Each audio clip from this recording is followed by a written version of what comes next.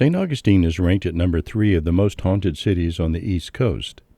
At nearly 450 years of age, decimated by plagues, pirates, and hurricanes, it's no wonder why. Sandy Craig started the first ghost tour in St. Augustine in 1994 with a script filled with ghost stories she had heard from family and friends. The business didn't take off at first and was really slow to catch on. There were many nights when I stood alone at the city gates in the dark with no one coming to visit me. That was a little disturbing. But as I looked around and I wandered down St. George Street, I could feel my ancestors.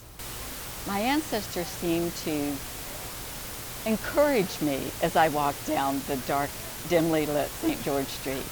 And I felt part of them in doing that, especially in my ghost costume, which was all in black. The ghost stories have become legend now. Even shooting at night in the Huguenot Cemetery can have an unexpected turn of events. The movement in this shot has been called an orb by some. Brian Woodland saw his first ghost as a ticket seller with a ghost tour several years ago.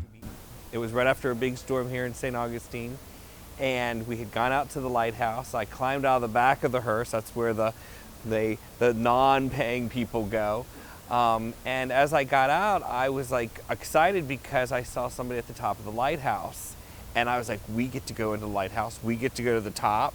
And they're like, there's nobody in the lighthouse. The lighthouse is closed and locked. Woodland later learned that the person at the lighthouse was part of local lore, a local lady who died here during a storm in the 30s or 40s. She is seen quite often right after a storm. Whatever your preferences, there are tours to meet your needs.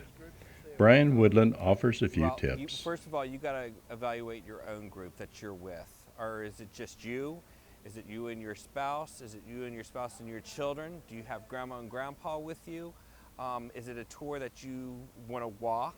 Is it a tour that you want to be driven around in? There's luxury riding around, or you can ride around in horse and carriages.